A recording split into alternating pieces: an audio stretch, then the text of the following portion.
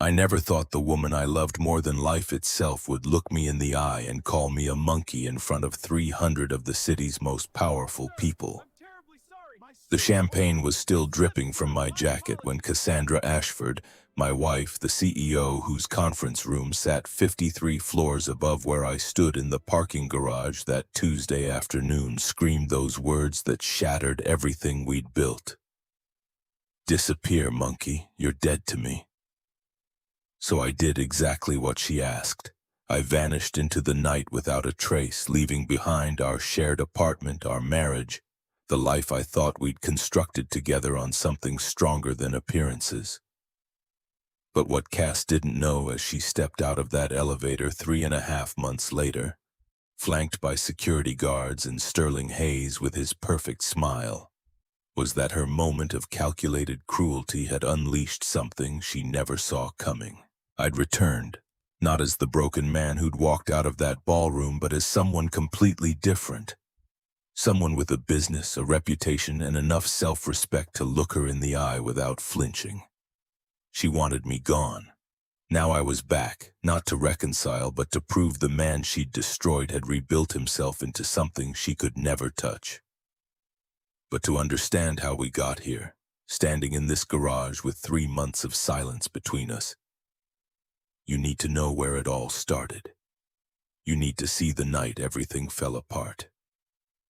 The Ashford Foundation Gala occupied the entire grand ballroom of the Pinnacle Hotel, all marble columns and crystal chandeliers throwing light across faces I'd seen in Forbes and the Wall Street Journal.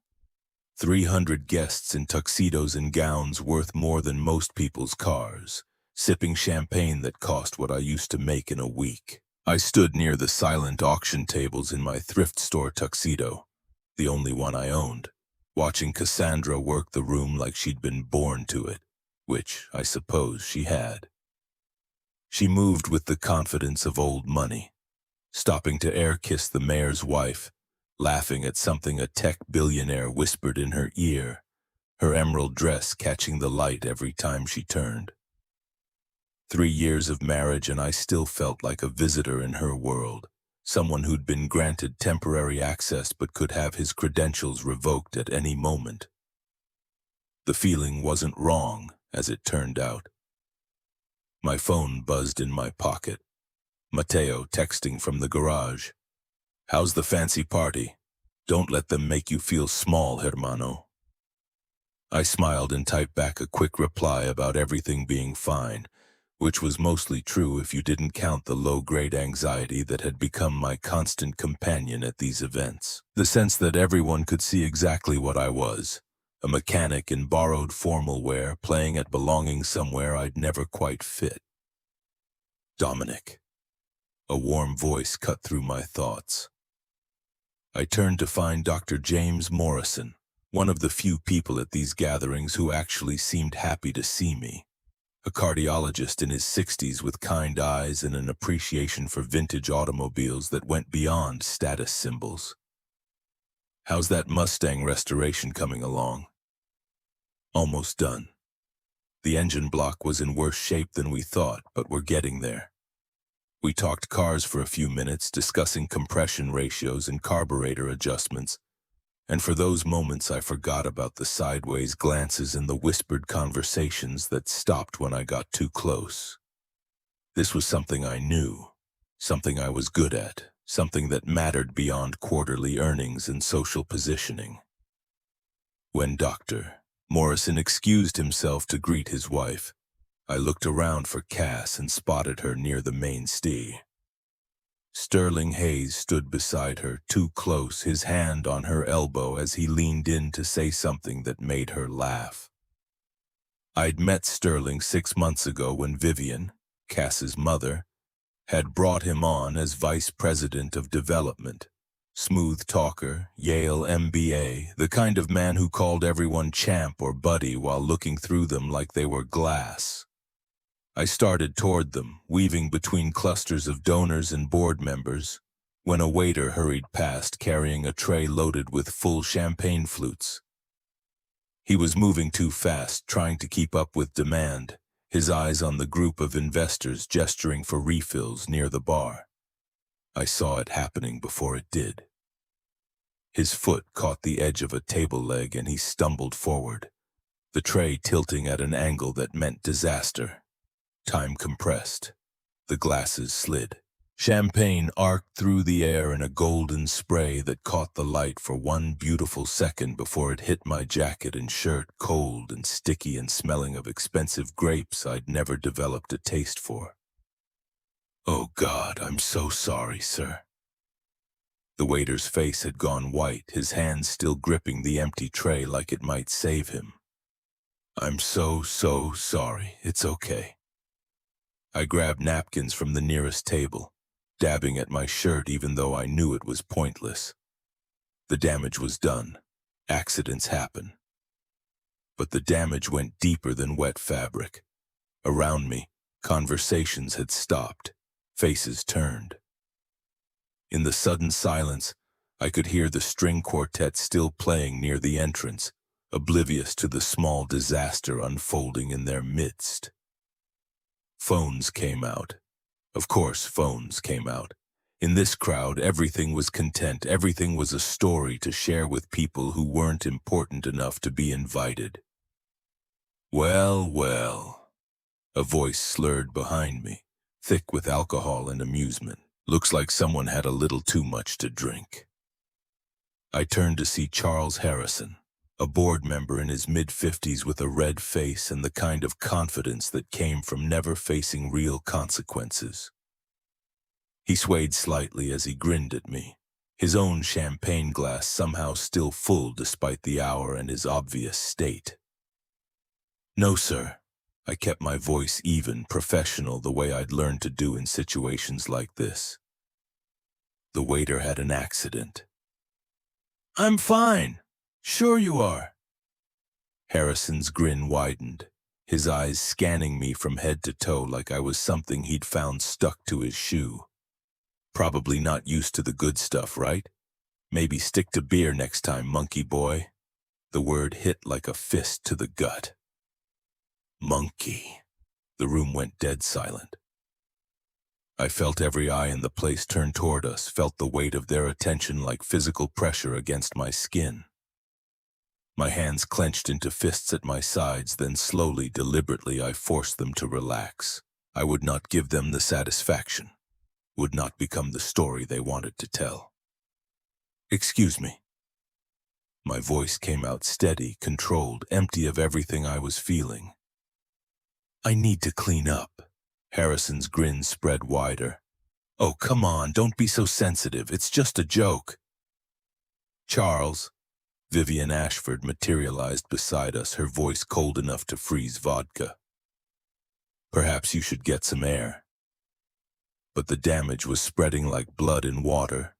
I could see phones coming out everywhere now, cameras pointing in our direction, fingers typing furiously. Social media would have this moment forever, preserved and shared and commented on by people who'd never met me, would never know anything about me except this single instant of humiliation. Cass appeared at my side, her face pale beneath her makeup. "Dominic, let's go clean you up." "No need." I kept my eyes on her, looking for something. Support, anger on my behalf. Anything that suggested she saw how wrong this was. "I think I'll head home." "Don't be ridiculous." Eleanor's voice carried across the room even though she'd barely raised it above conversation level. "This is exactly the kind of disruption we don't need tonight." Cass's jaw tightened. I could see the war happening behind her eyes, the impossible calculation she was trying to make. "Mother, please, please, what?" Vivian's gaze swept the room, taking in the watching faces, the phones, the mayor standing near the bar with an expression of polite concern that didn't reach his eyes. "We have 300 donors here tonight, including half the city council. We cannot have this kind of circus." More phones were out now. The whispers were getting louder, not softer, feeding on the tension like sharks on chum. I saw Sterling moving closer, his face eager in a way that made my skin crawl. like he was watching a show he'd paid premium prices to see. "Cass," I kept my voice soft, just for her. "Let's just go." But she wasn't looking at me anymore. She was looking at her mother, at Sterling, at the circle of faces watching us like we were tonight's entertainment. The weight of their expectations, their judgment, their money pressing down on her like water at depth. I could see her cracking under it, could see the exact moment something fundamental inside her broke. "You know what?" Cass's voice cut through the room like a blade sharp enough to draw blood. Her face was flushed, her eyes bright with anger and champagne and 3 years of pressure I'd never fully understood. "I am so tired of this, so tired of having to defend and explain and make excuses. Cass." I tried to keep my voice low, tried to pull her back from whatever edge she was approaching. "Don't." But she was past hearing me now, past hearing anything except the roar of her own frustration. The pressure had been building for years. Every sideways glance from her mother's friends, every careful introduction where she had to explain what I did for a living. Every event where I was a guest instead of a partner. Every time she'd chosen her world over ours, the weight had accumulated until something had to give. "Disappear, monkey." The words came out clear and cold, carrying across the silent ballroom to every corner, every watching face, every recording phone. "You're dead to me." The silence that followed was absolute. Even the string quartet had stopped playing, though I couldn't remember hearing them fade. The words hung in the air like smoke, settling into every corner of the room, into the memory of every person present, into the phones that would make sure this moment lived forever. I looked at my wife, really looked at her. The woman I'd loved for 5 years, married for 3, the woman who'd once told me I was the only real thing in her artificial world. Now she stood there breathing hard, her face twisted with embarrassment and rage and something that looked almost like relief, as if she'd finally said out loud what she'd been thinking for months. I set my champagne glass down on the nearest table. The crystal chimed softly against the white tablecloth, a delicate sound in all that silence. I didn't break eye contact with her until the very last second, didn't let her see how completely she'd just destroyed me. Then I reached into my pocket, pulled out my wedding ring, and placed it beside the glass. The click of gold on marble seemed impossibly loud. I turned and walked away. Behind me, the ballroom erupted in whispers that built to a roar. Phones buzzed with texts and posts and videos already going viral. The story was writing itself, spinning out into the world at light speed, and there was nothing I could do to stop it. But I didn't run, didn't slam doors or shout or give them anything else to record. I walked through that crowd with my head up and my shoulders straight, past the shocked faces and raised phones, past the security guards who stepped aside like they weren't sure what their job was anymore. The hotel lobby was all marble and gold, empty beauty that meant nothing. The doorman held the door for me like nothing had happened. Maybe he hadn't heard, maybe he was just being professional. "Good evening, sir. Can I call you a cab?" "No, thank you. I'll walk." The cold night air hit my face like a blessing. I pulled out my phone and turned off location services, then popped out the SIM card and dropped it in a trash can on the corner. My hands were steady. That surprised me. Everything inside felt broken, shattered beyond repair, but my hands were rock solid. I walked for 6 blocks before I let myself think about what had just happened. Before I let myself feel the full weight of those words, that moment, the way 300 people had watched my wife publicly disown me with language designed to strip away my humanity. 6 blocks of putting one foot in front of the other, of breathing in and out, of not breaking down on a street corner where someone might see and record that too. When I finally stopped walking, I was standing outside a coffee shop that had closed hours ago. Through the dark window, I could see my reflection. champagne-stained tuxedo, too careful posture, eyes that looked older than they had this morning. I pulled out my phone and typed a message to Matteo using the last of my data before the disconnected SIM made the device basically useless. Need that couch. His response came back in 30 seconds. Always, hermano. You know where the key is.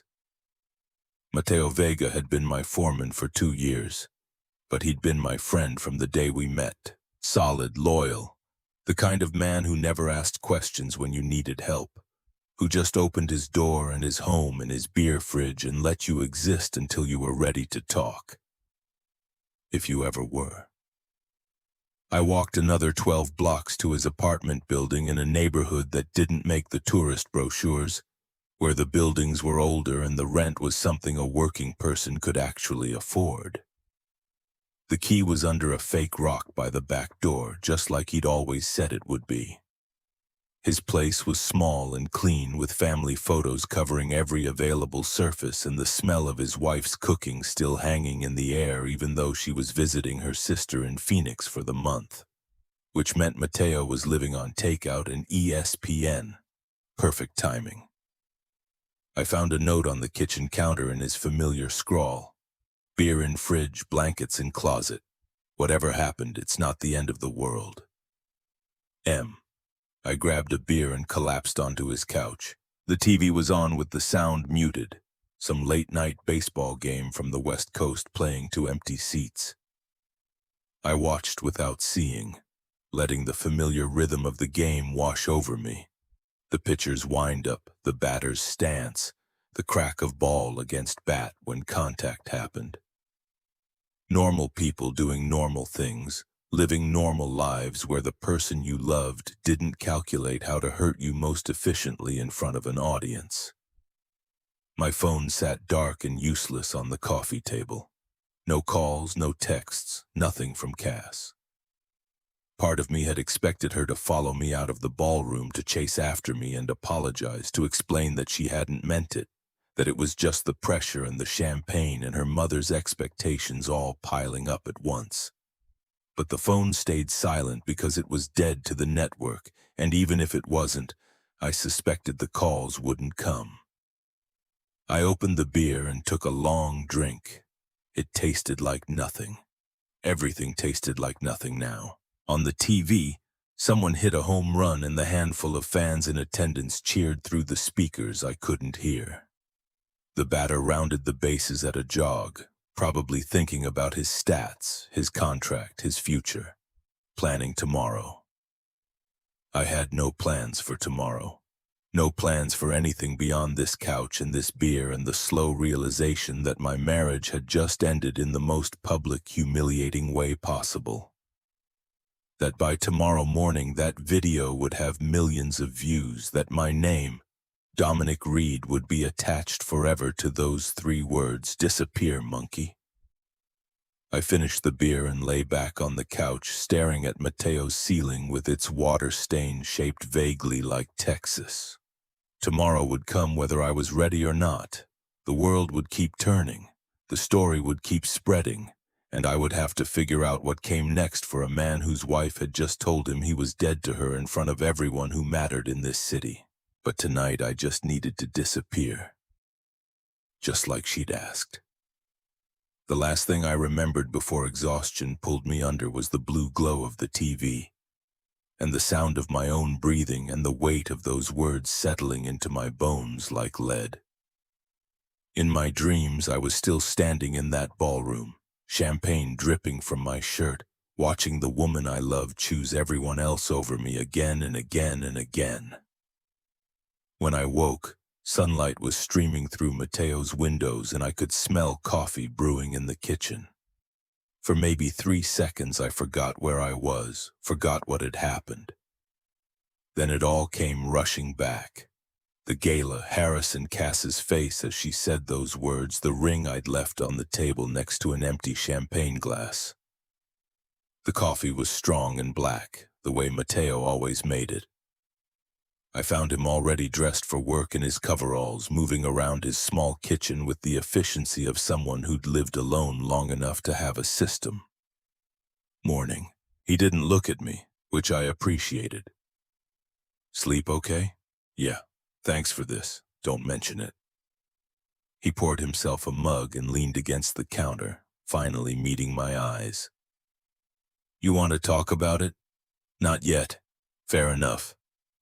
He checked his watch. Shop opens in an hour. You coming in? I thought about it. The idea of normal work, of fixing things that could actually be fixed, of getting my hands dirty with problems that had solutions. It sounded like exactly what I needed. Yeah, I'll be there. Matteo nodded and headed for the door. Take your time. And Dominic, whatever it is, we'll figure it out. After he left, I sat at his kitchen table drinking coffee while the city woke up outside. People heading to work, living their lives, moving forward with their days like the world hadn't just tilted on its axis. For them, it hadn't. For them, this was just another Tuesday morning. For me, it was the first day of whatever came after everything fell apart. My phone was still dead, still useless, still disconnected from the network that was probably burning up right now with shares and comments and hot takes on what had happened last night. Part of me wanted to know what they were saying. Most of me knew it didn't matter. The story was out there now, beyond my control, beyond my ability to shape or deny or explain away. I'd been erased, not just from Cass's life, but from the narrative entirely. In her version of events, I'd simply disappeared, ceased to exist, become dead to her. And maybe that was for the best. Maybe disappearing completely was the only move that made sense. So that's what I did. For the next 3 weeks, I worked at Matteo's garage under the table, taking cash jobs from the regular customers who didn't ask questions about why I was suddenly available all the time. Oil changes, brake pads, transmission work, simple, straightforward problems with clear solutions.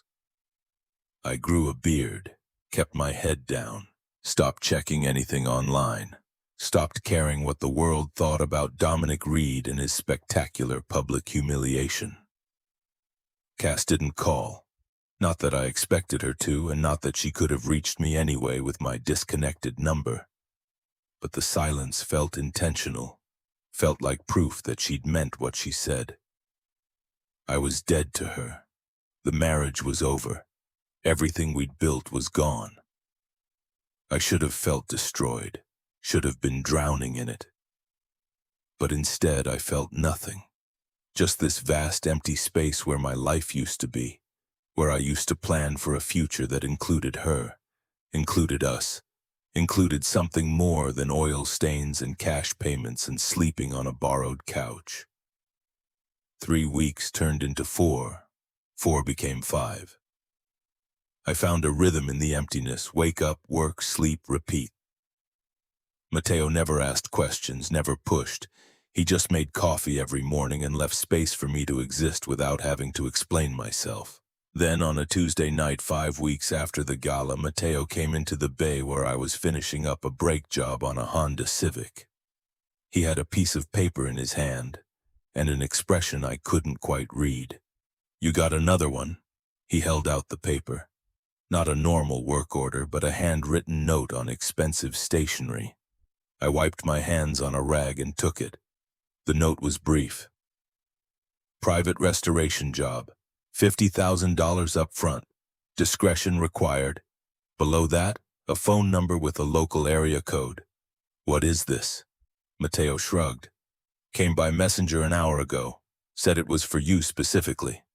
I stared at the note. $50,000 up front for a restoration job. That was more than I usually saw in 6 months. That was enough to change things, to start over, to build something real instead of just surviving day to day in someone else's garage. You gonna call? Matteo asked. Yeah. I pulled out the burner phone I'd bought last week. Nothing fancy, just enough to make and receive calls. I think I am.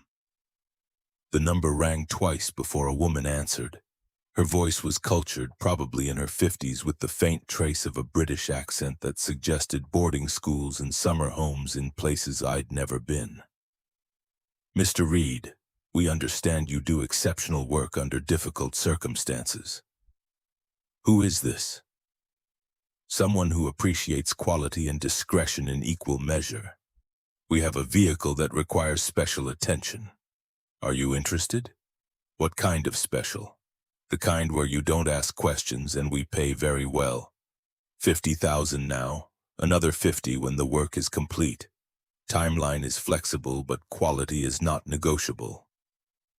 I looked around Mateo's shop. Good enough for regular work, but limited in tools, limited in space, limited in everything that separated decent repairs from true restoration. This sounded like the kind of jig that could change trajectories. I'm interested. Excellent. We'll have the vehicle delivered tonight. Payment is half up front, half on completion. Can you handle that? Yes. Perfect. Oh, and Mr. Reed, we heard about your recent difficulties. We want you to know that sort of thing doesn't matter to our clients. Good work speaks for itself. The line went dead before I could ask what she meant by that, before I could process how they knew about what had happened at the gala, before I could do anything except stand there holding a silent phone and a note promising $50,000. That night, a covered trailer pulled up to the shop's side entrance just after midnight. Two men in dark clothes and flat expressions unloaded a car that made my breath catch despite myself. Even under the cover, even in the dim light, I could see enough to know what it was. They left without speaking, just handed me an envelope and drove away.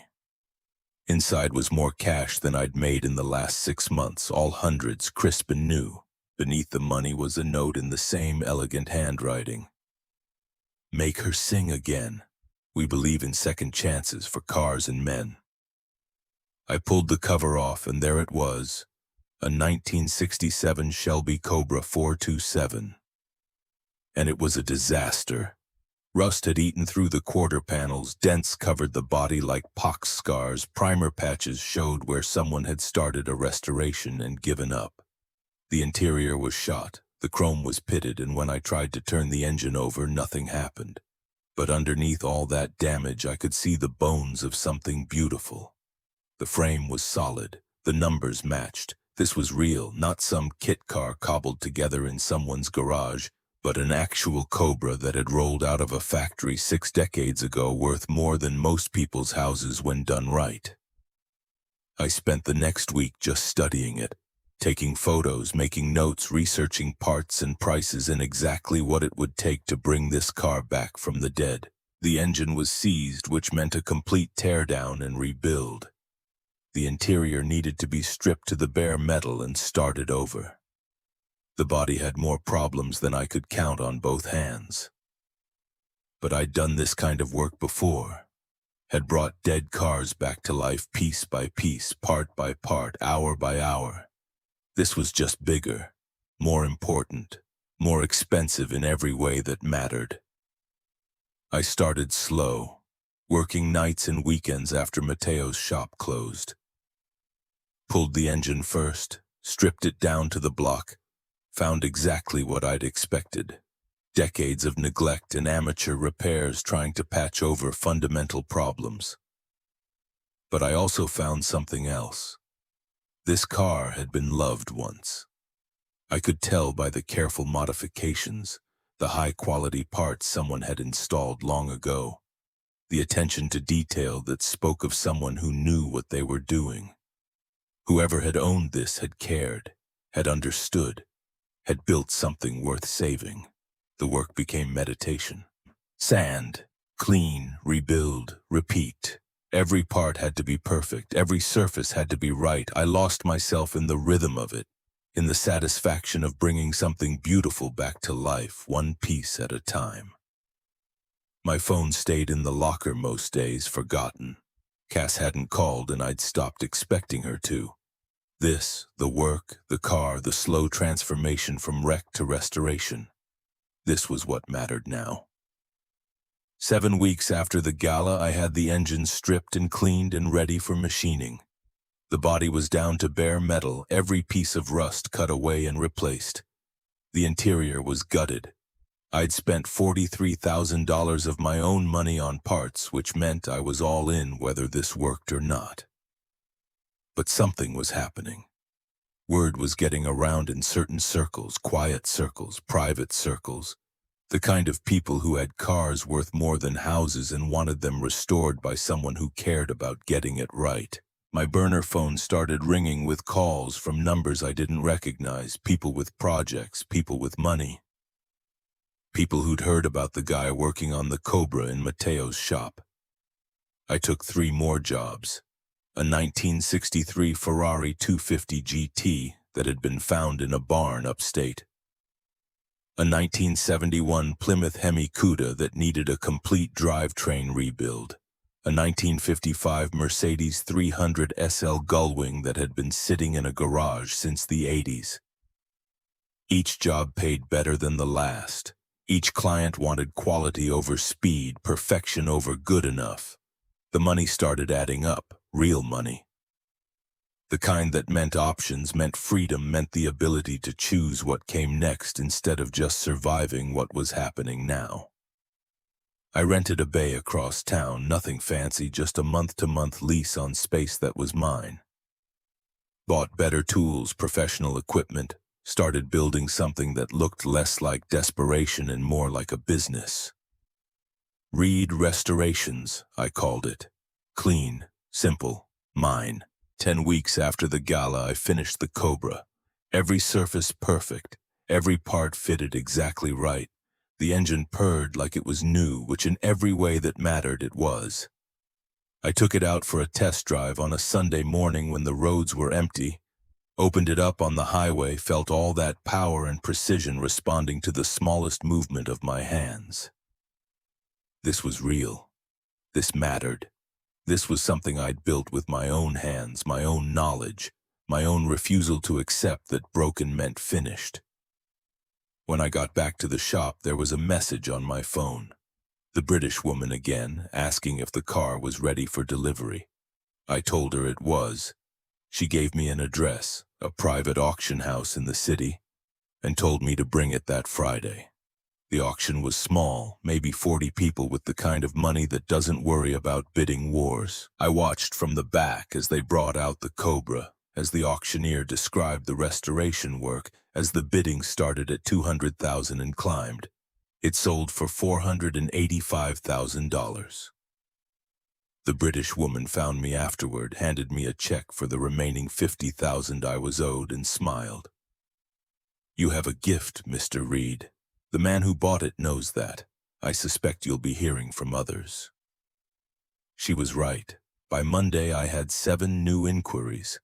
By Wednesday, I'd hired my first employee, a young kid named Anthony who had good hands and was willing to learn. By Friday, I'd signed a lease on a proper shop with 2 bays and an office, and enough space to do the kind of work I'd been dreaming about since I first learned you could make a living bringing beautiful machines back to life.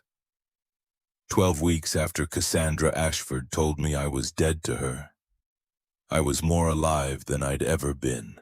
The call came on a Tuesday afternoon while I was underneath a 1969 Camaro SS, wrestling with a seized differential that had probably been frozen since the Carter administration.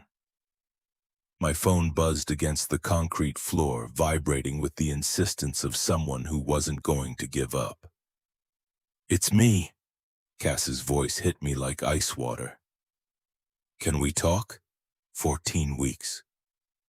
14 weeks of silence, of building something new, of becoming someone different. Now her voice in my ear, uncertain in a way Cassandra Ashford never allowed herself to be. "About what? About us? About what happened?" "I made a mistake, Dominic." I slid out from under the Camaro, grease on my hands and forearms, phone pressed to my ear with my shoulder. "You made a choice. Please, just coffee. 20 minutes. That's all I'm asking." I should have said no. Should have hung up and gone back to work, back to the life I was building without her. But something in her voice, some crack in that perfect composure, made me pause. "Silver Moon Diner, tomorrow at 2. Thank you." The line went dead before I could change my mind. I lay back down on the creeper and stared at the undercarriage of the Camaro, at the rust and the grease and the honest mechanical problems that had clear solutions. Not like people, not like marriages that ended in viral videos and 3 months of silence. Mateo poked his head into the bay. "Everything okay, Jefe?" "Yeah, just my ex-wife wanting to talk." He made a face like he'd bitten into something spoiled. "You gonna go?" "Probably shouldn't, but you are anyway." "Probably." He shook his head and disappeared back into his own bay, leaving me alone with the Camaro and the certainty that tomorrow was going to hurt no matter what happened. The shop looked different now than it had 3 months ago. 2 full bays with professional lifts, a clean office with actual furniture, tools that didn't require percussive maintenance to function properly. Reed Restorations had a waiting list that stretched 18 months. I had 3 employees and enough work to justify hiring a 4th. The Cobra money had been the seed, but the reputation I was building was what kept the phone ringing. People wanted quality. They wanted someone who understood that restoration wasn't just about making something look good. It was about bringing it back better than it was, stronger than it had been, built to last instead of just to impress. I understood that now in ways I hadn't before the gala. Anthony stuck his head in as I was finishing up the Camaro. "Boss, there's a job in the parking lot. Says she's got an appointment." I checked my watch. 3:30. I had a detail job scheduled for 4. Probably some executive's daily driver needing a wash and wax. "Tell her I'll be out in 5. I cleaned up, changed into a fresh shirt with the Reed Restorations logo. Professional, clean, a real business instead of a guy working out of someone else's garage. Grabbed my detailing kit and headed for the parking lot where a silver Mercedes S-Class sat waiting. The address on the work order made my stomach drop. Ashford Tower, 53rd floor. I'd been so focused on the job I hadn't checked the location, hadn't realized I was about to walk back into Cass's world, into the building where she worked, where her office probably still had photos of us from when things were good. Where she'd built an empire while I'd fixed cars and tried not to think about how completely she'd erased me. The parking garage was all concrete and fluorescent lights, the kind of underground space that smelled like exhaust and money. The Mercedes had a small scrape on the rear bumper, nothing major, probably from someone backing out without looking. The work order specified paint touch-up and full detail. 2 hours tops. I was buffing out the scrape when I heard the elevator ding across the garage. Footsteps on concrete. Multiple sets moving toward the exit. I kept working, didn't look up, didn't need to. Some instincts run deeper than logic. Dominic. I finished the spot I was working on before I turned around. Took my time, stayed professional, kept my hands steady even though my heart was trying to exit through my ribcage. Cass stood 20 feet away with 2 security guards flanking her and Sterling Hayes at her shoulder like a shadow she couldn't shake. She looked thinner than I remembered, like she hadn't been sleeping well. Dark circles under her eyes that makeup couldn't quite hide. Hair pulled back in a way that suggested efficiency over style. Cass. We stared at each other across the garage. 14 weeks of silence between us. 14 weeks of building separate lives. 14 weeks of pretending the other person didn't exist. But here we were in a parking garage that smelled like oil and regret, with nothing left to say and everything that needed saying.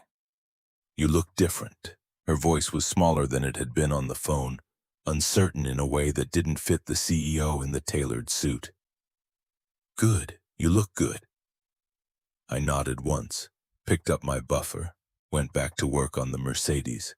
Professional, detached, the way you treat any client whose car needs fixing.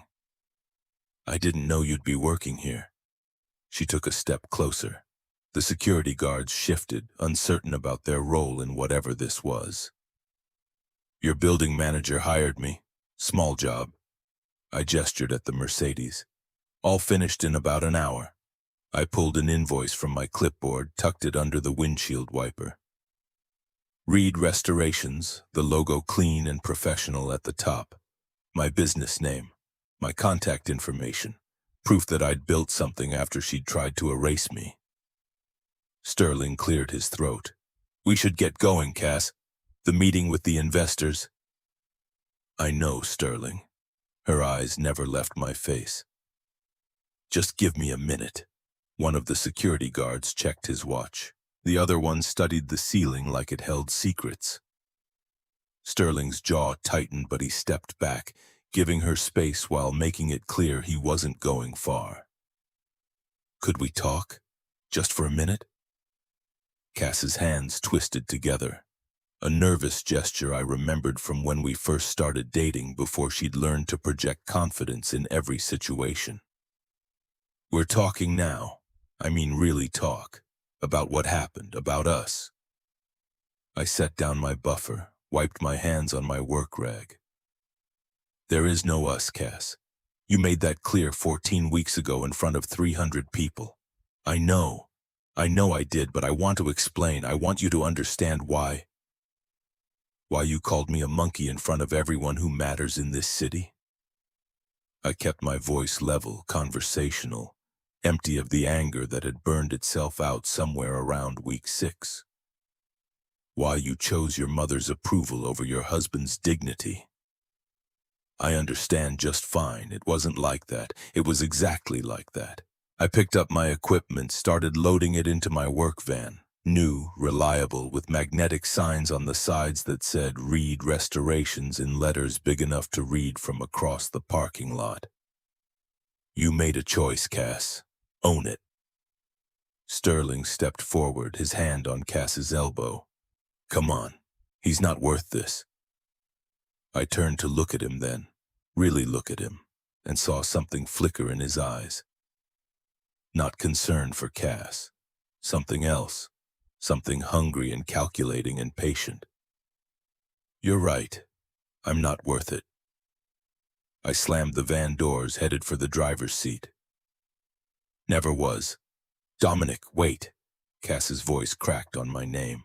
Please, just coffee. Tomorrow. Silver Moon Diner at 2. I need to explain. I stopped with my hand on the door handle. You already agreed to that on the phone yesterday. Show up or don't, your choice. I drove away without looking back, but I could see her in the rearview mirror, standing there in her perfect suit with her perfect life, watching me leave again. The difference was this time I had somewhere to go that was mine, something I'd built that she couldn't touch. That night I worked late on a 1971 Mustang Mach 1. The owner was a doctor who'd bought it as a teenager and stored it in his garage for 30 years. Now his son was getting married and he wanted to surprise him with the restored car. Good story, the kind of work that meant something beyond just moving metal and money around. My burner phone buzzed around 11. A text from a number I didn't recognize. Can we meet? I have information you need to know. I stared at the message for a long time. I could be Isabel Reyes, Cass's assistant. Young, sharp, the kind of person who saw everything and said nothing. I'd always liked her. She was real in a world full of performance art. I typed back, Corner Diner on 5th Street, tomorrow, 8 p.m. Her response was immediate, thank you. I went back to work on the Mustang, but my concentration was broken. Tomorrow I'd see Cass at 2, then Isabel at 8. Both conversations were going to hurt. Both were going to change things. But maybe that was the price of building a new life. You had to deal with the wreckage of the old one first. The Silver Moon Diner hadn't changed since the last time I'd been there. Back when Cass and I used to come after late movies, back when we were just two people who'd found something real in each other. Red vinyl booths, black and white checkered floor, coffee that could wake the dead. I got there 10 minutes early and took our old booth in the back where I could see the door. Cass arrived exactly at 2, looking over her shoulder like she expected to be followed. She was dressed down, jeans, a simple blouse, hair loose around her shoulders, trying to look approachable maybe, trying to look like the woman I'd married instead of the CEO who'd destroyed me. "Thank you for coming." She slid into the seat across from me, her hands shaking slightly as she set down her purse. "I wasn't sure you would. I almost didn't." The waitress brought coffee without being asked, filled both our cups, disappeared with the practiced efficiency of someone who'd seen every kind of conversation happen in these booths. When she was gone, Cass leaned forward, her hands wrapped around the mug like she needed its warmth. "I want to apologize, really apologize, not just, I've heard this before, on the phone, cut to what you actually want." Her jaw tightened. "Fair. I want you to understand what happened that night, why I said what I said. You said it because you were embarrassed. Because defending me would have cost you something with your mother and her friends and all those people whose approval you value more than your marriage vows. That's exactly what happened, Cass." I took a sip of coffee, let the bitter heat ground me. "You made a calculation. You decided I was the problem. You chose them. It was the pressure. My mother, Sterling, all those people watching, expecting me to handle it a certain way. I felt trapped. So you called me a monkey and told me I was dead to you." "Yeah, I remember. I was there. I was wrong." Her voice broke on the word, tears starting to track down her face. "I was so wrong, Dominic. I've been miserable since that night. I can't sleep. I can't focus. Everything I do just reminds me that I destroyed the best thing in my life because I was too weak to stand up to my mother. Then why are you here? What do you want from me?" Forgiveness, understanding, a chance to explain that it wasn't really me that night, it was the pressure and the champagne and Sterling telling me you were making me look bad. "Sterling." I set down my coffee cup. "Tell me about Sterling." She blinked, derailed. "What? You mentioned him twice now. What does Sterling have to do with this?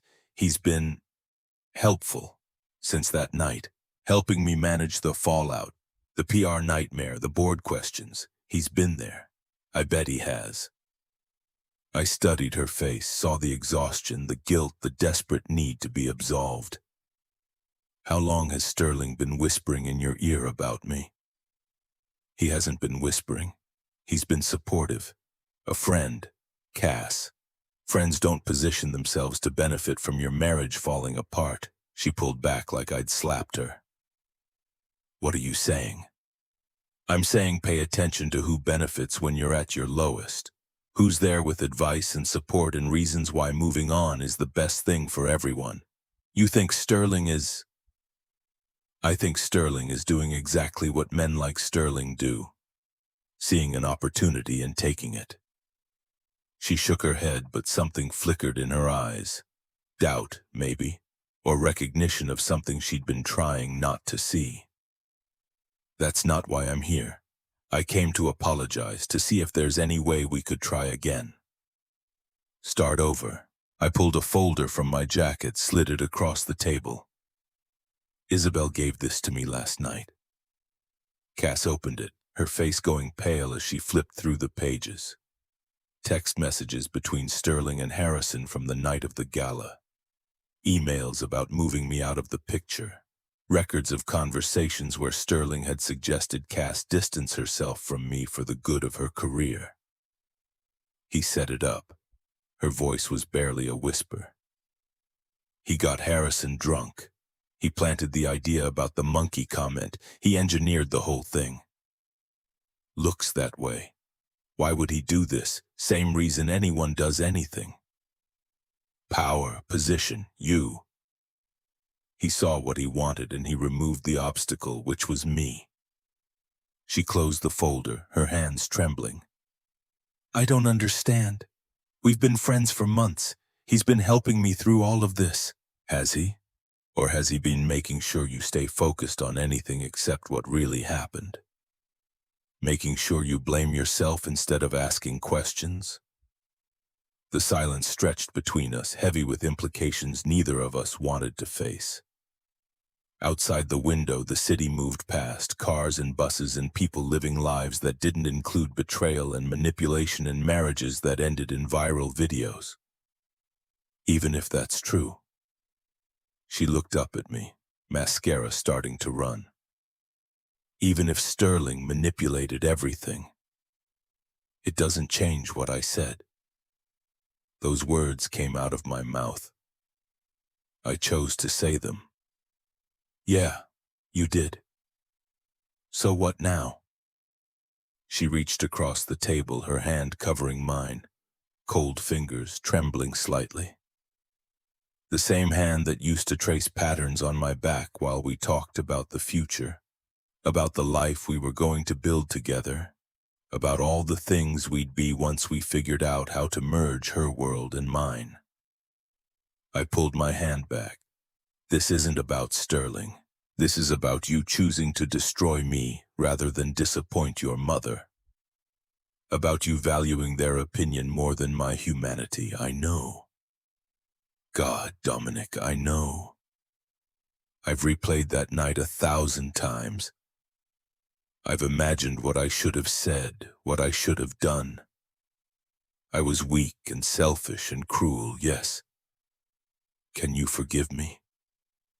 I stared at her across the table, this woman I'd loved more than anything. This woman who'd taken 3 years of marriage and turned it into entertainment for 300 people with phones. Could I forgive her? Maybe, eventually. Forgiveness was supposed to be about freeing yourself, not them. But that wasn't what she was really asking. I don't want to get back together, Cass. Even if I make it right, even if I apologize publicly, tell everyone what really happened. Especially then, because you'd be doing it to get me back, not because it's the right thing to do. She flinched like I'd hit her. So what do you want from me? I want you to own what you did, completely, publicly, not because you want me back, not because Sterling manipulated you, but because you made a choice to value status over character. And you need to acknowledge that. And then nothing. We're done, Cass. We were done the moment you said those words. This isn't about fixing us. This is about you becoming someone who wouldn't make that choice again. The tears were flowing freely now, her perfect composure completely shattered. And if I do it, if I stand up and tell the truth, then you'll be doing the right thing. But it won't change what's between us, won't bring back what you destroyed. I stood up, pulled 2 20s from my wallet and dropped them on the table. More than enough to cover coffee neither of us had drunk. Take care of yourself, Cass. And pay attention to Sterling. He's not your friend. I left her there in our old booth, crying into cold coffee, holding a folder full of evidence that her trusted advisor had orchestrated her husband's humiliation. It should have felt like victory, should have felt like justice. Instead, it just felt sad and necessary and final. The diner on 5th Street was exactly what you'd expect. Worn linoleum, flickering neon, the kind of place that served breakfast 24 hours because the owners had given up on consistency years ago. I got there early again, took a booth by the window where I could watch the street. Isabel arrived at 8 on the dot, moving quickly, her eyes scanning the diner like she expected trouble. She was young, late 20s, with sharp eyes and the kind of nervous energy that came from knowing too much and being powerless to do anything about it. You came. She slid into the booth across from me. I wasn't sure you would. You said you had information I needed. Here I am. She pulled out her phone, swiped through to a series of screenshots. More text messages, more emails, a pattern of manipulation that went back months before the gala. Sterling's been planning this for a long time. She showed me conversations between Sterling and Harrison, between Sterling and other board members, between Sterling and people whose names I recognized from society pages and business sections. He's been positioning himself to take over once Vivian steps down. But Cass was in the way, too independent, too likely to choose her own path, so he decided to remove her support system. You specifically. The husband who worked with his hands, who didn't fit the image, who gave her enemies ammunition. Once you were gone, she'd be vulnerable, isolated, easy to influence. And it worked. Isabel's expression hardened. For now. But Cass is starting to ask questions, starting to notice things don't add up. That's why I'm here. Sterling knows I've been documenting everything. He's going to make a move soon, try to discredit me before I can show Cass the full picture. So show her. I tried. She thinks I'm being paranoid, that Sterling is helping her through a difficult time. She can't see what's right in front of her. Then why tell me? Because you're the only person she might actually listen to. If you showed her this evidence, if you explained what Sterling's been doing, she might believe it. I looked at the screenshots, at the careful manipulation, at months of patient work to destroy a marriage so Sterling could position himself as the solution to the problem he'd created. It was impressive in a sociopathic kind of way. Why should I help her? She made her choice. Because she's still a good person who made a terrible mistake. And because Sterling shouldn't win. I handed back the phone. I already gave her copies of this. What she does with it is up to her. Isabel's face fell. That's it? You're just going to let her twist? I'm going to let her make her own choices. Like she let me deal with mine when she called me a monkey in front of 300 people. That's cold. That's consequence. I stood up, dropped another 20 on the table. You want to help Cass? Don't give her more information to ignore. Make her ask the right questions. Make her see what Sterling is without someone else pointing it out. Otherwise, she'll just think everyone's trying to manipulate her. And if she doesn't figure it out in time, then she'll learn the hard way that the people who smile while stabbing you in the back are worse than the ones who do it to your face. I left Isabel sitting there with her phone full of evidence and her desire to fix something that wasn't her responsibility to fix. Outside, the city had that quality of light you only get in early evening. Everything gold and amber and temporary, beautiful because it couldn't last. My phone buzzed. Mateo texting. Client dropped off a 1970 Plymouth Superbird. Says money is no object, wants it perfect. I smiled despite everything. This was what mattered now. Not Cass and her regrets, not Sterling and his manipulations, not marriages that ended in parking garages and diners that served cold coffee to people trying to resurrect dead relationships. Work, quality, building something with my own hands that would last. Because I'd made it right. I texted back, on my way, let's see what we're working with. The Plymouth Superbird sat in my shop like a time capsule from an era when cars had personalities instead of efficiency ratings. The famous nose cone was dented and faded, the massive rear wing had surface rust, and the original Hemi engine looked like it had been sitting in a barn since the Carter administration. Which, according to the client's paperwork, it had. But the bones were solid. The frame was straight. The numbers matched. This was the real thing. And with the right work, the right attention, the right refusal to accept anything less than perfect, it could be something spectacular again. Anthony whistled low. Boss, this is going to be expensive. Good thing money is no object. What's that even mean? No object means the client wants it done right and doesn't care what it costs. Means we can order the best parts, take our time, make it perfect instead of just good enough. We stood there looking at the Plymouth, at all its damage and potential, at the work it would take to bring it back. I thought about the cobra, about how restoring it had given me purpose when everything else had fallen apart. This would be even better, harder, more complex, more rewarding. Let's start with a full teardown. I want to see every problem, every weakness, every place where someone cut corners or gave up. Then we'll build it back right. How long you thinking? 6 months, maybe 8, however long it takes. Anthony grinned. That's what I like about this place. We actually give a damn. We worked until midnight that first night, just getting the car onto the lift, photographing every angle, documenting the damage. When I finally headed home, to my own apartment now, small but mine, not someone else's couch, I felt that familiar satisfaction of a day spent doing something real. My phone had 3 missed calls from Cass. No voicemails, just the calls, the digital equivalent of standing outside my door and knocking, hoping I'd answer but not sure what to say if I did. I didn't call back. Whatever she needed to figure out, she'd have to do it on her own. I'd given her the evidence. I'd told her the truth about Sterling.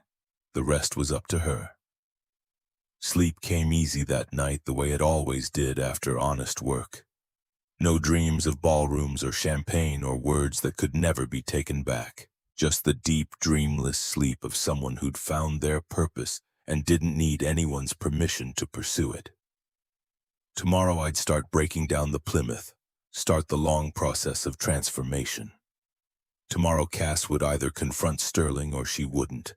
Tomorrow the world would keep turning and I'd keep building something that mattered, one restored part at a time. Some things couldn't be fixed, but some things could be rebuilt better than they'd ever been before. You just had to know the difference. The press conference happened on a Thursday morning, 18 weeks after the gala. I was underneath the Plymouth when my phone started buzzing with notifications I'd turned off months ago, messages from numbers I didn't recognize, links to a live stream I had no intention of watching. Boss. Anthony appeared in my peripheral vision, his phone held out like evidence. You need to see this. I slid out from under the car, wiping grease from my hands onto a rag that was more oil than fabric at this point. The screen showed Cass standing at a podium, no PR team visible, no prepared remarks in her hands.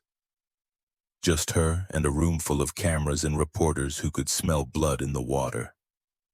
I'm here to take full accountability for what I said to my husband, Dominic Reed. Her voice was steady, but her hands gripped the podium edge like it was the only thing keeping her upright. 18 weeks ago at the Ashford Foundation Gala, I used a racial slur. It was calculated, cruel, and inexcusable. The reporters leaned forward. Cameras flashed. Someone shouted a question, but Cass kept talking, her words picking up speed like a freight train that couldn't stop even if the conductor wanted to. I blamed pressure. I blamed champagne. I blamed the circumstances, but the truth is simpler and uglier than that.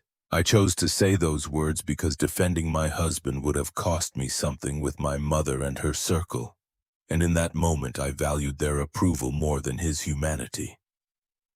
Anthony whistled low. Damn, she's really doing it.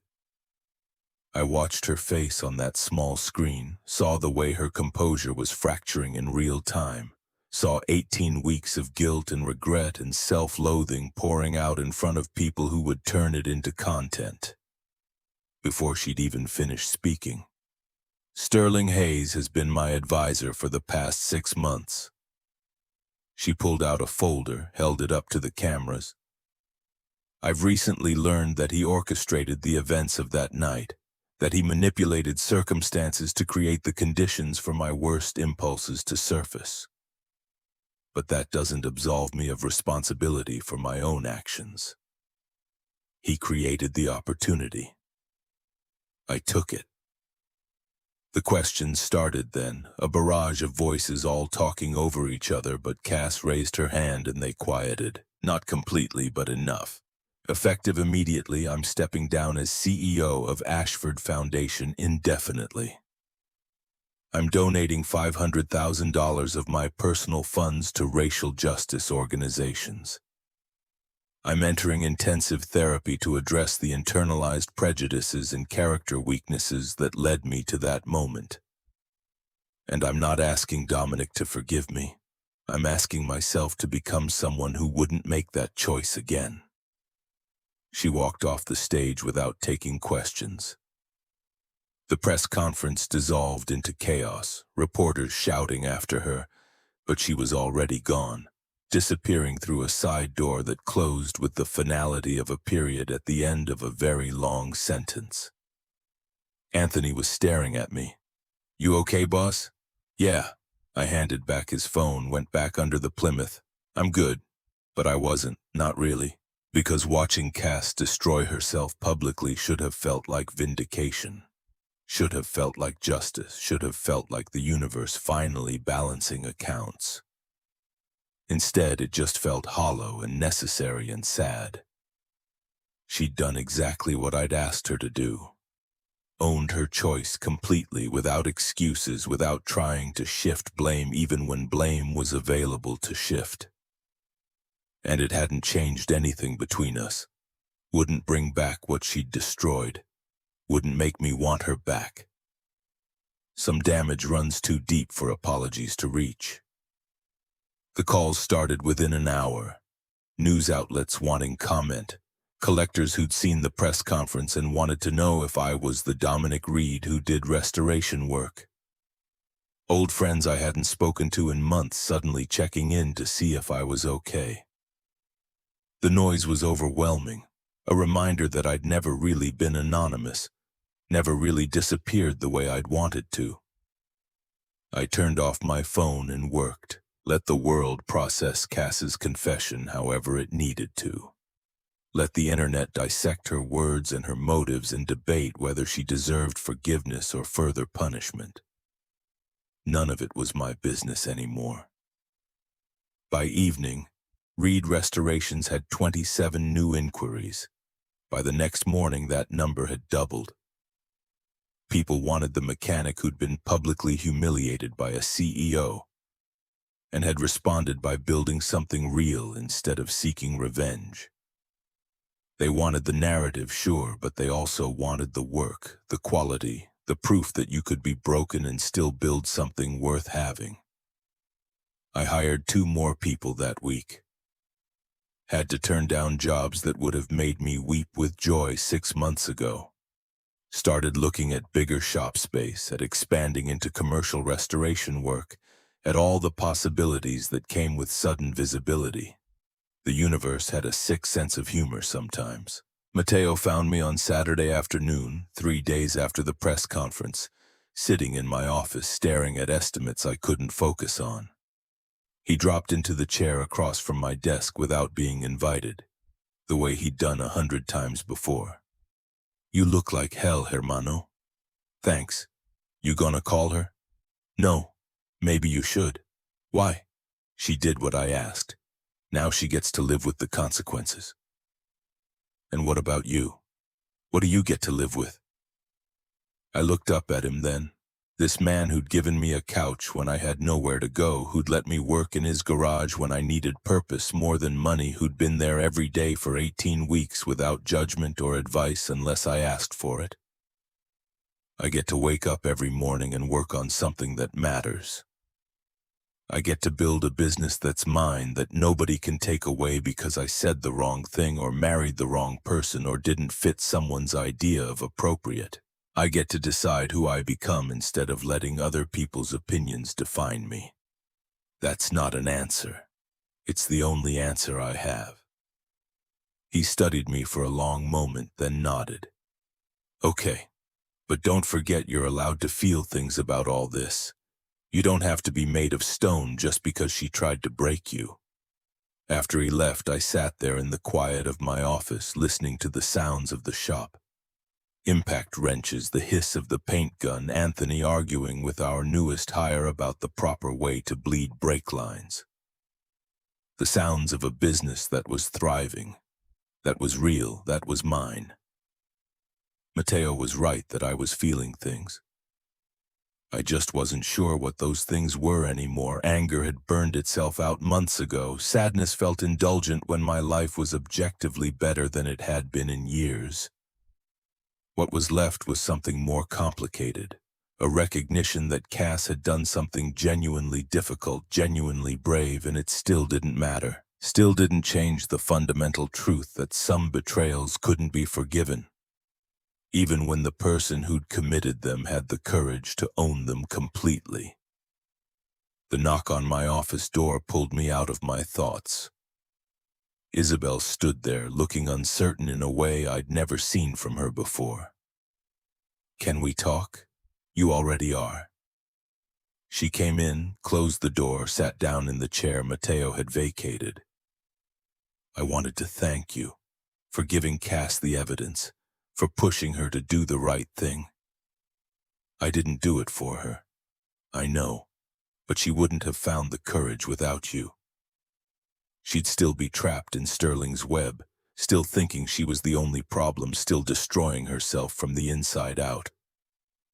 "What happened to Sterling?" "He resigned 2 days before the press conference.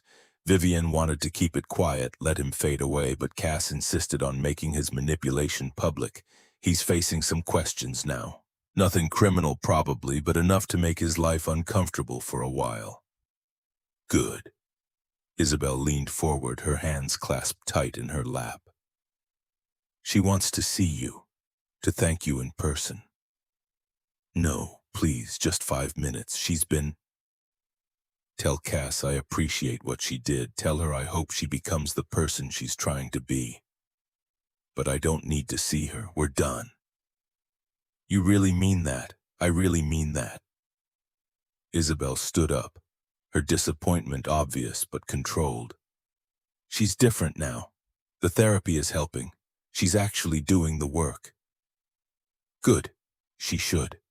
But that doesn't change what happened. Doesn't change that when it mattered, when she had to choose between me and her mother's approval, she didn't even hesitate." "People can change, Dominic. I know. That's why I hope she does, but she needs to do it for herself, not to win me back." After Isabel left, I went back to the shop floor, back to the Plymouth with its endless needs and clear solutions. This was where I belonged now. Not in diners having conversations about might-have-beens, not watching my ex-wife destroy herself publicly to atone for private sins. Not trying to resurrect something that should have died the night she told 300 people I was dead to her. 6 weeks passed. The press conference faded from immediate headlines into background noise, the kind of story people referenced when talking about accountability and public apologies and whether redemption was possible in the social media age. Cass stayed out of sight, allegedly doing the therapy she'd promised, allegedly working on becoming someone different. I stopped checking, stopped caring what she was doing or who she was becoming. The waiting list for Reed restorations stretched past 2 years. I had to rent additional space to handle overflow. The Plymouth was coming along beautifully. Every piece restored to better than factory specs, the kind of work that would be photographed for magazines and used as examples in restoration classes. I started dating. Nothing serious, just coffee with a woman named Elena who owned a bookstore downtown and thought my hands were attractive because they showed I worked for a living. She didn't care about the viral video or the press conference or any of the drama that had defined the past 6 months. She cared that I showed up on time, that I listened when she talked about her business struggles, that I was building something instead of coasting on past glories. It was normal.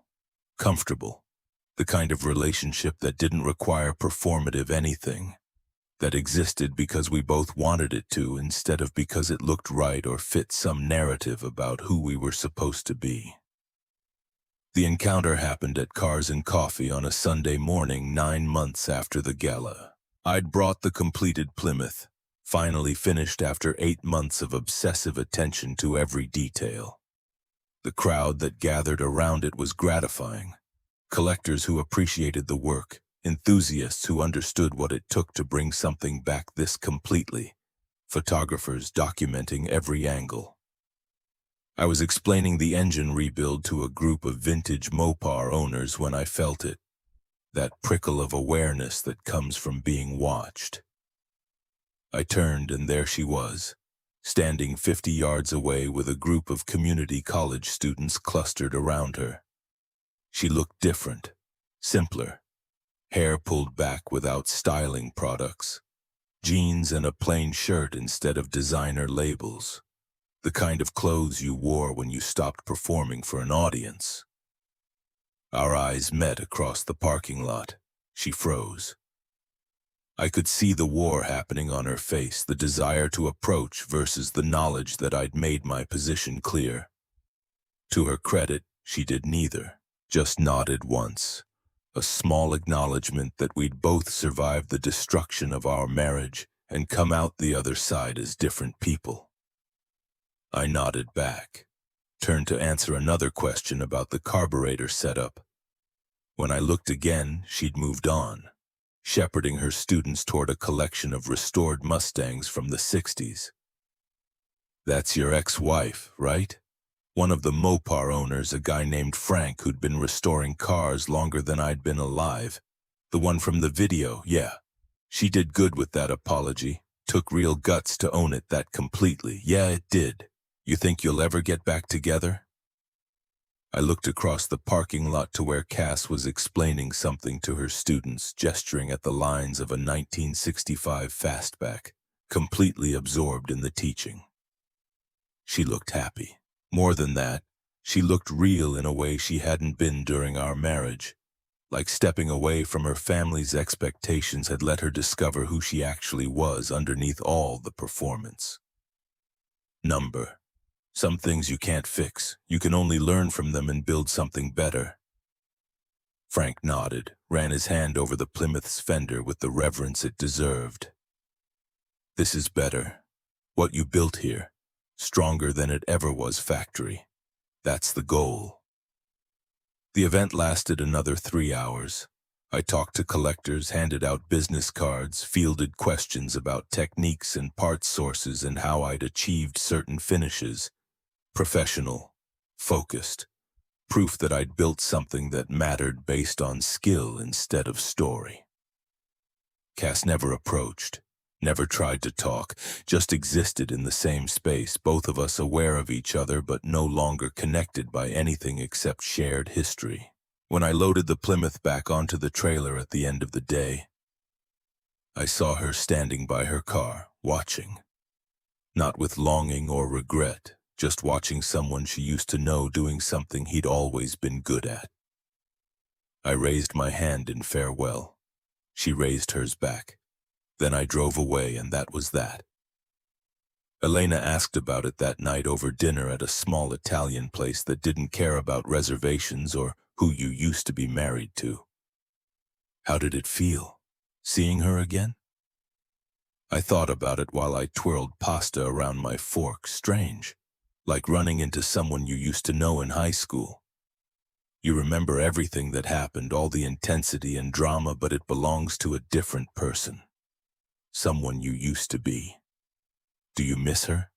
Sometimes I miss who I thought she was, the woman I fell in love with, before I understood that she loved her mother's approval more than she could ever love me.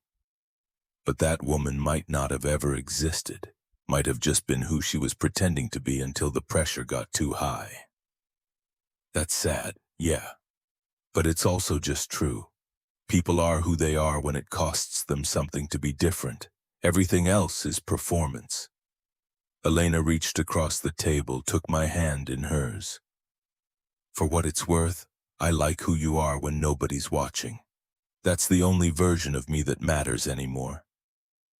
We finished dinner talking about her latest book order, about my plans to bid on restoring a collection of vintage race cars for a museum, about normal things that normal people discussed when they weren't trying to perform their relationship for an audience. When I dropped her off at her apartment, she kissed me goodnight, and it felt easy in a way kissing Cass had never been. No calculation, no wondering what it meant or where it was leading. Just two people who enjoyed each other's company making the choice to continue. I went home to my small apartment that was mine, filled with furniture I'd picked out and art I'd chosen and nothing that required explanation or defense. Poured a glass of bourbon and stood on my tiny balcony looking out at the city lights. Somewhere out there, Cass was probably doing the same thing. Processing the encounter, thinking about what might have been, working through her therapy homework about accountability and growth. I hoped she found what she was looking for, hoped she became someone who wouldn't make that choice again, who would defend the people she loved even when it cost her something with the people whose approval she craved. But that growth was hers to achieve, her journey to make, her person to become. Mine was already underway. The letter arrived 3 weeks later, delivered to the shop in an envelope with my name written in Cass's familiar handwriting.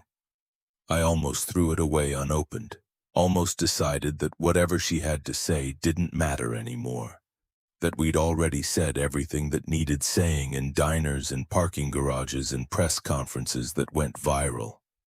But curiosity won. I opened it standing in my office, the sounds of the shop filtering through the walls. Familiar, comforting, mine. The letter was handwritten, 3 pages of Cass's careful script. Dominic, I don't expect a reply, but I wanted you to know that watching you build something beautiful from what I destroyed has been the most humbling experience of my life. You were right about everything, about Sterling, about my priorities, about choosing comfort over character.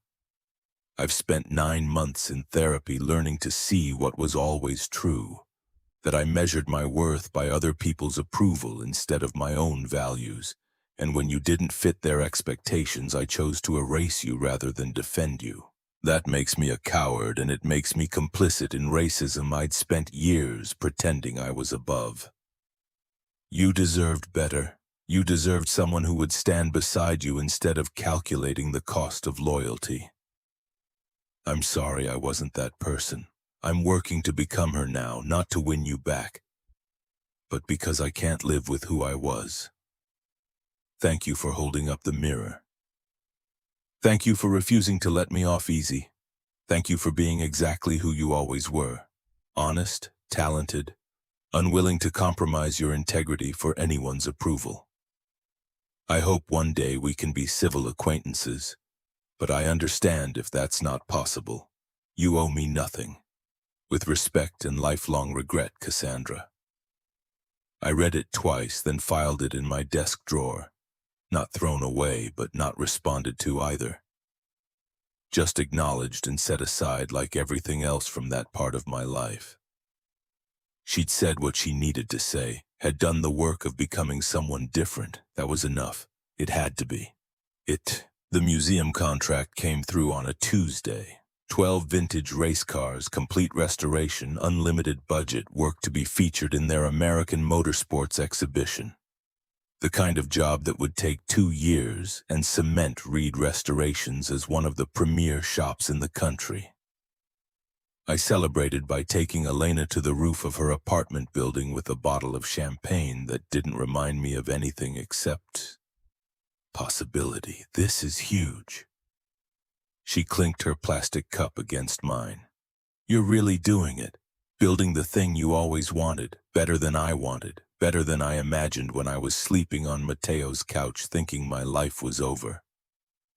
Was it over, in a way? The version of me that thought I could make that marriage work, that thought love was enough to bridge fundamental differences in values. He died that night at the gala.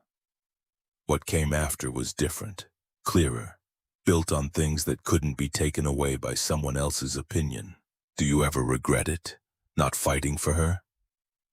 I thought about the question, about all the months since that night, about the business I'd built and the peace I'd found and the person I'd become when I stopped trying to fit into spaces that didn't want me. No, because fighting for someone who doesn't choose you isn't love. It's just refusing to accept reality. She made her choice clear. I respected it enough to build something better. The city spread out below us, a million lights representing a million stories, most of them ordinary and beautiful in their ordinariness. Somewhere down there, Cass was teaching her night class or sitting in therapy or working on becoming someone who wouldn't destroy the people she claimed to love. That was her story now, her journey, her life to rebuild. Mine was here on this roof, with this woman who liked me because I showed up and did the work and didn't need constant validation to know my own worth. With a business that proved broken things could be made better than new if you cared enough to do it right. With a future that belonged to me instead of to the version of myself I'd perform for people who would never actually see me. Elena leaned against me, comfortable and easy. "What are you thinking about? How everything that felt like an ending was actually a beginning. How the worst thing that ever happened to me turned into the best thing because it forced me to stop accepting less than I deserved." That's very philosophical for a guy who spends his days covered in grease. The best truths are simple. Broken things can be rebuilt, some damage is permanent, and you're worth exactly what you decide you're worth, regardless of what anyone else thinks. She kissed me then, tasting like champagne and possibility and all the ordinary beautiful things that happened when you stopped performing and started living. Below us, the city hummed with its million stories. Above us, stars tried their best to shine through the light pollution. And right there, in that moment, I knew something fundamental about how this story ended. Not with Cass's redemption or Sterling's downfall or Vivian's disappointment, not with viral videos or press conferences or public apologies. Those were all just noise, just the background static of other people's narratives. My story ended with choice. The choice to rebuild instead of seeking revenge. The choice to define my own worth instead of accepting someone else's valuation. The choice to move forward instead of dwelling on what could never be changed. And maybe most importantly, the choice to believe that broken things, cars, lives, hearts, could all be restored to something better than they'd ever been if you had the patience and skill and refusal to settle for good enough when perfect was possible.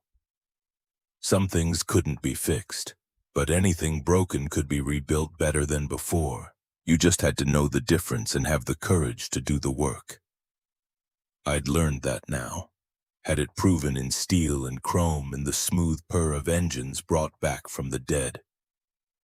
Had it confirmed in business cards and waiting lists and museum contracts that said I'd built something real. The rest was just noise, just other people's stories about what my story meant, and I was done letting anyone else write my ending.